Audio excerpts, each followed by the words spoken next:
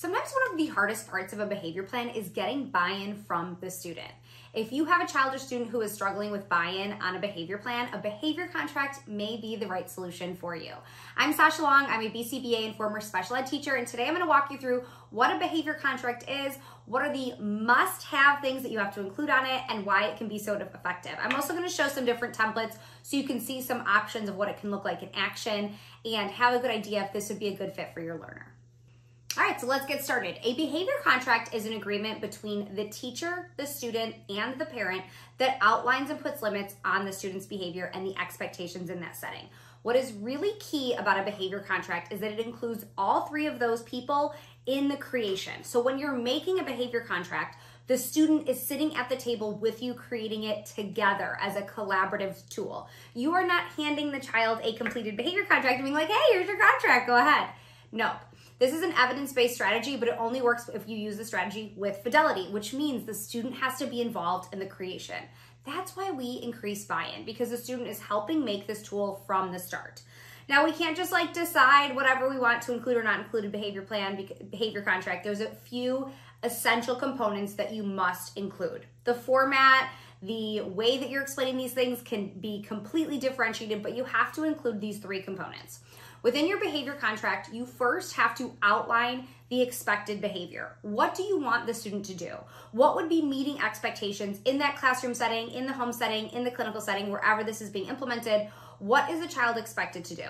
Second, what are the supports? What kind of accommodations, what kind of type of tools are we giving to help that child be successful? And then last, what is the why?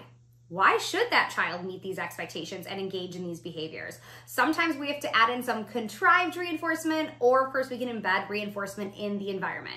So we want to include those three things: the behavior, the supports, and the why. When we have all three of those things and the child is included in the creation, then you have yourself a behavior contract. Let's look at some examples. Okay, so first up, this example is pretty straightforward. Here we're going to put the definition of the behavior, our criteria for success, supports, what happens when criteria is met, and what happens when the criteria is not met. And then again, everyone signs. Now, when I said that the child needs to be involved in its creation, we want to be sitting with the child when we write all of these things in. What supports need to be successful?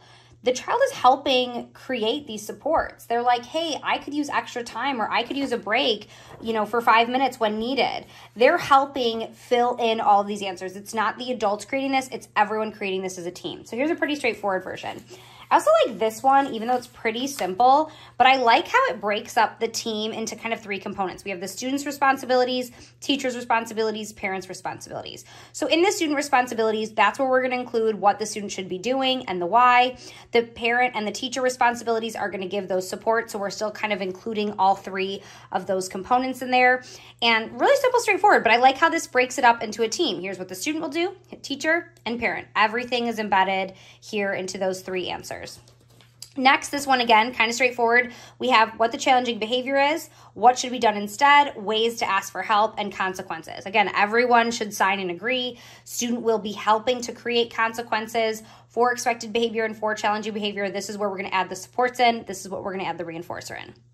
If you are using a token economy, you can incorporate your token economy into your behavior contract. I like doing this for students that really thrive off of a token economy. Again, a good token economy, there's a lot of things that have to be included in there. But if you have a really effective token economy running, you can incorporate this into your behavior contract.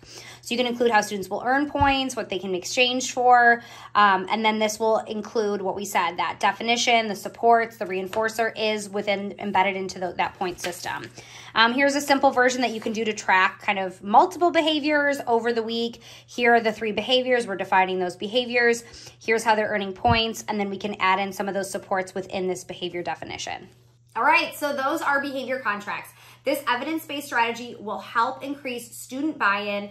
This has been so successful for students that are reluctant. If you have students that are not into anything, that you're not getting that buy-in from, try this strategy. I am Sasha Long from the Autism Helper. Please click follow for more behavior strategies.